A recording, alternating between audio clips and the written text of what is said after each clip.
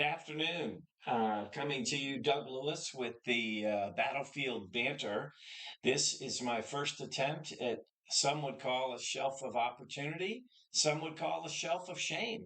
And I've been planning this for a while, and finally I'm going to get it off and get it done. It's on June 7th, the day after the 81st anniversary of D-Day.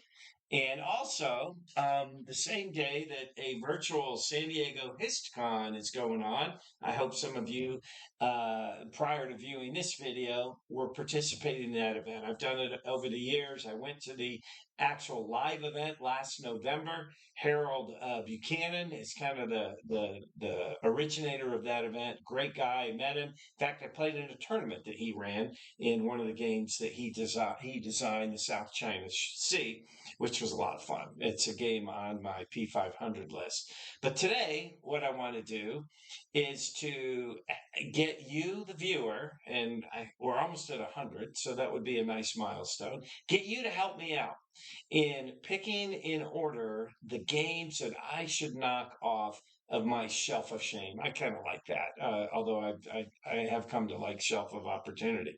So, kind of an update.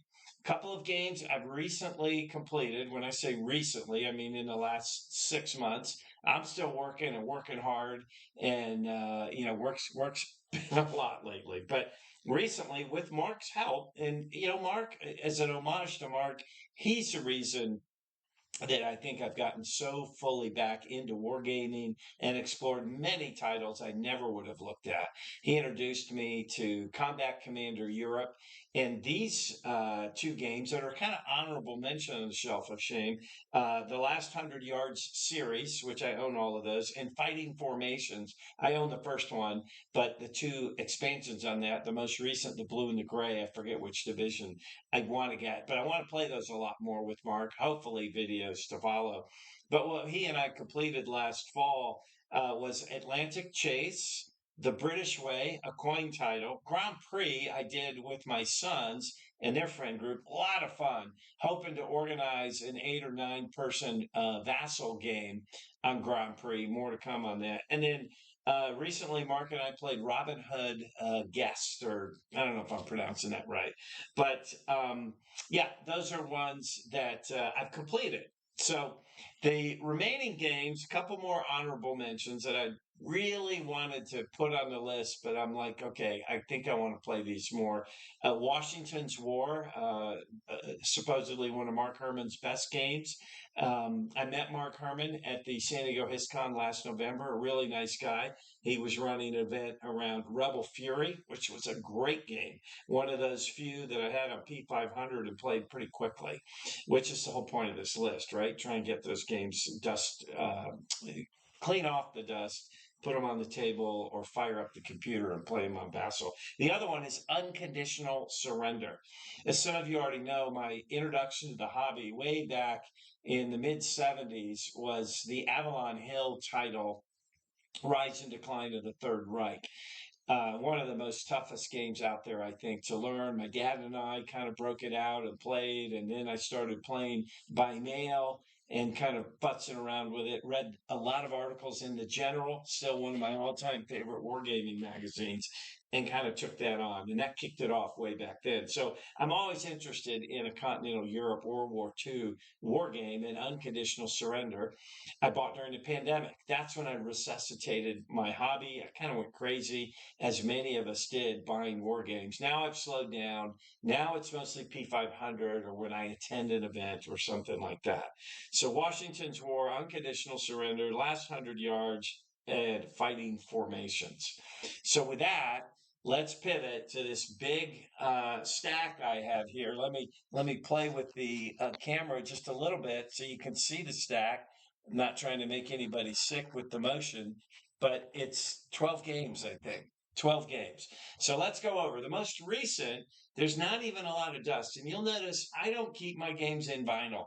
I love to, as soon as I get them, break them out of the box, rip the vinyl off and read the designer notes. That's the first thing I go to. I love it. I love a good rule book, but I like the designer notes, and I start there to kind of get an overview. I'll often look to see is there an article or a review somewhere on Board Game Geek or perhaps YouTube. I do enjoy a lot of the videos that are out there on YouTube. But the first game here is By Swords and Bayonets, part of the Great Battles of the American Civil War series. I'm a big ACW fan. That sparked a family trip when I was 9 or 10 to Gettysburg. Kind of sparked my interest in military history and the rich history we have here in America. So I've always been interested in the American Civil War. I've read a lot of books, the Bruce Catton trilogy. So I saw this on the P500 and I signed up because it's kind of it was marketed as an intro to this entire system, which I think there's like 12 to 15 titles. I own the Battle of Shiloh title. I got that out of P500. It's on my list of Shelf of Shame, but it's not in this particular video. So I think this will be, and I may do it solo, but maybe I can convince Mark to play that. This will be my first entree to this series, and I'm sure I'm going to like it. I've heard it's kind of crunchy, but we will see. Um, Number two on the list, and I'm trying to kind of run through these quick. I don't know much about any of these games other than what I've read in the designer notes, reviews, things like that. And it's usually a game that thematically I'm very interested in. But otherwise, I don't know much about the game. So it's not even, this is not a first impressions or anything like that. Second one, and I did a video on 4 or 5 solo games that I want to play. And this one was the one that a couple of viewers said I should probably start with. Um, but I haven't yet started. I started reading the book Silent Victory. I really enjoy reading books while I'm playing games. It just adds to it, I think. So I enjoy that. But this is a game that's on my shelf of shame. There's a great Vassal module on it, but I've seen some YouTube videos, and I think I just got to pick a day, a weekend, and break it out on the table, keep my son's cats away, and just start rolling the dice. I think it's a great solid game. I own the other 3 sub games in the series, so I'm looking forward to that as well. Um, the second game on the stack is the classic Russian campaign. This is the 5th edition. I got it on the P500 on GMT, and always been interested in the Eastern Front. It's in fact I just recently read a book on it called Stalin's War. I'm gonna try and do a little video on that at some point, but a great book. I'll just plug it now. The author was hang on a bit. I'm sorry. I'm new at the YouTube video game. I should have had this at the ready. Sean Meakin, Stalin's War. It's a 1 volume treatment of World War II from Stalin's perspective. And this author, I don't know a lot about him. It's his first book that I've read. Did a lot of research in the Russian archives, and his basic um, construct is that Stalin was just as culpable for the cataclysmic World War II as Hitler was.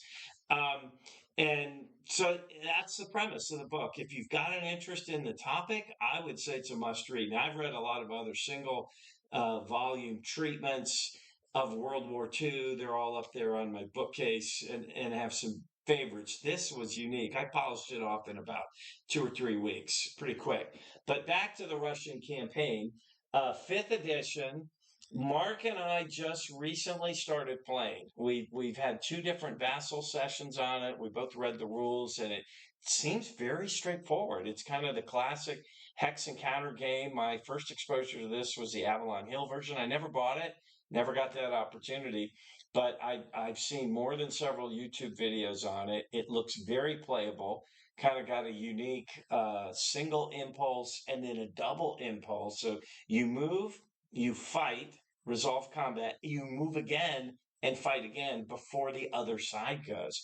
So Mark and I have decided it's going to lend itself to kind of a you go, I go on Vassal. So we've started that. So other than the British Way Grand Prix and the Robin Hood game, this was the fourth one that I'm getting the dust off and getting it out there. I'm committed to doing that. I shudder to think how much money I've spent on games. I'm not a collector. I'm not buying all kinds of games. Only games I truly intend to play, but I'm piss poor at getting them out on the table. So we've gotten this not on the table, but we certainly broke out the Vassal module. So, the next game on the list will be familiar to a lot of viewers. Normandy 44. Two good friends of mine. We both started Vassal games. And they'll go unnamed because I haven't asked them if I can use their names. They're following the channel, so hopefully they'll see this.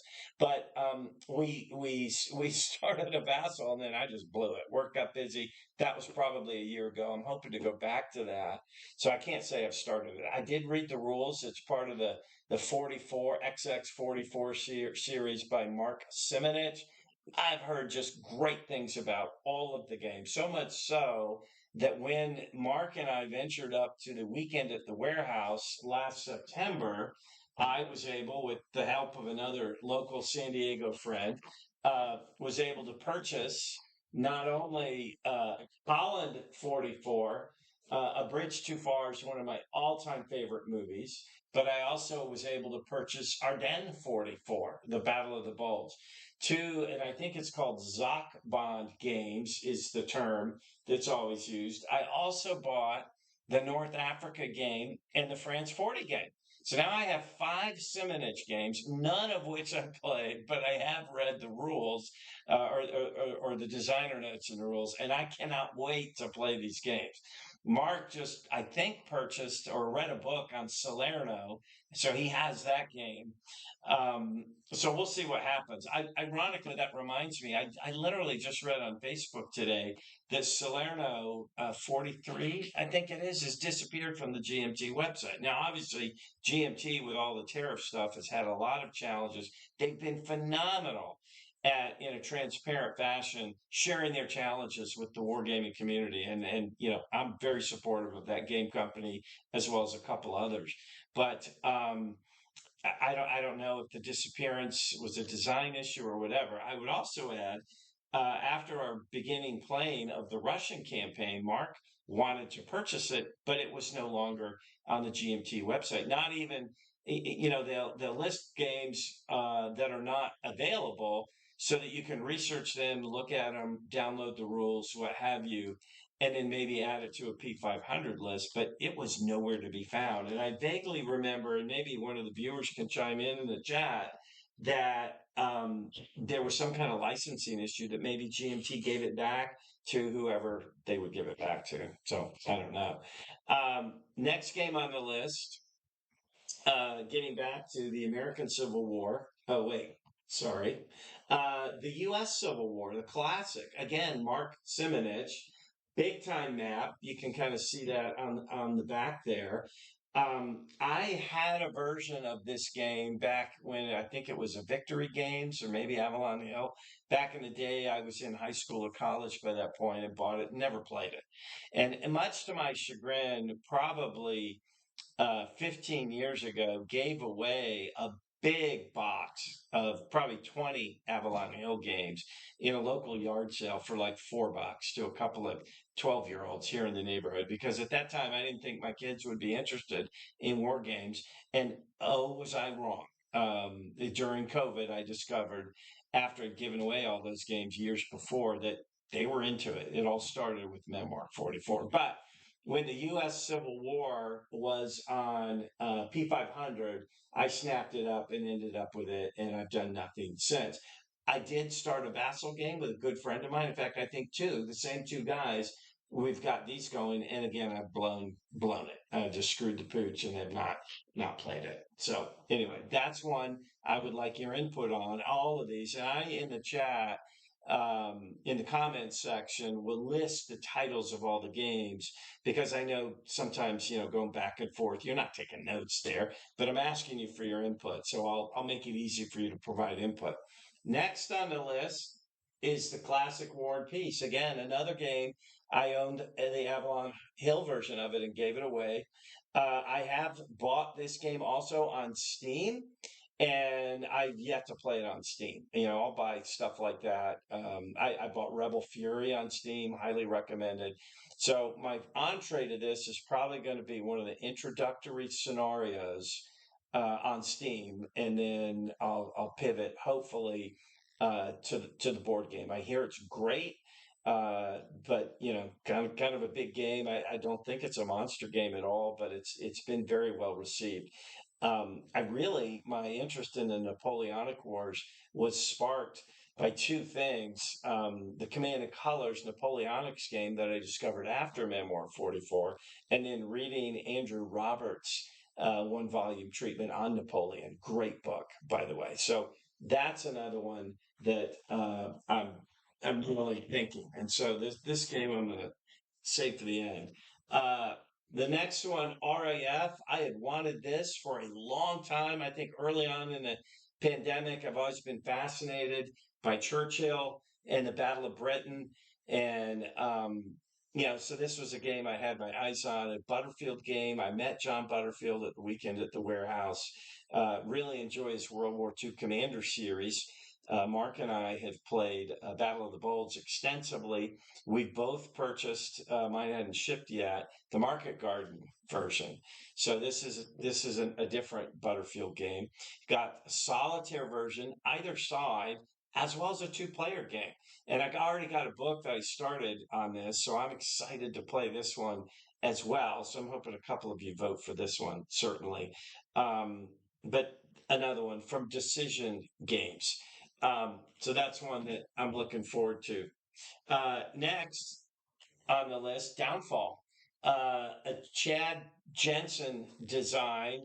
May he rest in peace. I think he's been gone many, many years, long before I got restarted in the hobby. I did meet his wife, Kai Jensen, who's involved with GMT. Met her at the weekend at the warehouse. Very nice lady, and she's still actively involved in the design of games. But this is unique because I believe it's two-player game. You might be able to go to four, but the two players, one whoever controls the U.S. and England on the Western Front controls the Germans on the Eastern Front.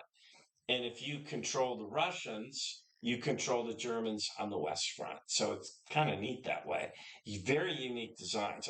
Both Mark and I are really looking forward to play this.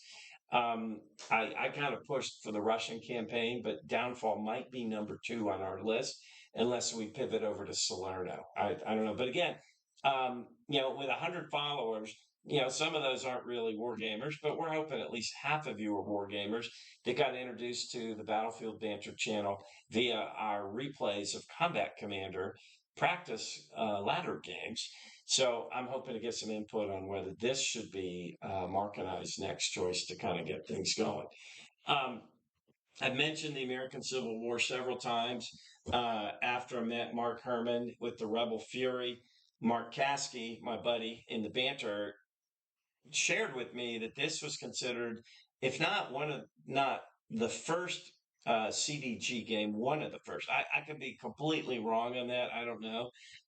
But again, a Mark Herman classic. I did read Mark Herman's book that GMT published for him, or certainly released for him. I don't know if they published it. I assume they did, as a great read. If you're a fan of the hobby, I would say that book ought to be in your library.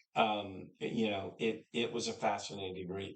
So for the people, and the U.S. Civil War, both kind of grand strategy Civil War games. One being Hex and Counter, this being more card based. I'm kind of looking forward to it. And last but not least, because life sometimes goes full circle, is A World at War. This is the most current iteration of Rise and Decline of the Third Reich, the Avalon Hill Classic. Much more of a, this is a true monster game, but I saw it on the P500 and had been signed up for it for several years. It finally came. I got the maps on it, the hard copy maps, not the paper maps. I went all in. and I got the game. The rule book, you got to get 3 ring binder. It's pretty big rule book, but there's a lot of cross referencing, and there's a reason it's so long. It's not quite as long as you appear, but it's based on the advanced rise and decline of the Third Reich, which I know that system. I'm very good at that system. I never played Advanced Third Reich, although I still own it. So, and this has even more stuff, as I can tell from research and diplomacy and all this kind of stuff. So when GMT, as a result of the tariffs, announced its sale, I decided to go all in. And I bought the 2 games. I'm not putting them on the shelf of shame yet because I want to get to this first. At least, the learning scenario in North Africa, and then Barbarossa, and then the whole continental Europe. I'll do that. And then I'll go to Asia, Pacific rather. But I bought the 2 prequel games, one in the Pacific and one in Europe. I think the one's Gathering Storm, and I forget what the Pacific version is. So I went all in. So I probably spent $500 in that. I hope my wife doesn't hear me. Way too much, but at some point I'm going to retire way down the road, and that would be a retirement project. So that's really the game. So again, down in the comments section, I will post the names of all of the games that I'd like your input on. We'll probably, Mark and I will watch the input for a couple of weeks or a month or whatever, and then pick the next game or next several games in a row after the Russian campaign. And we are going to start trying to do, as part of the shelf of shame, publish first impressions that we think might be helpful to some of you as you decide whether you're going to buy a game or whatnot.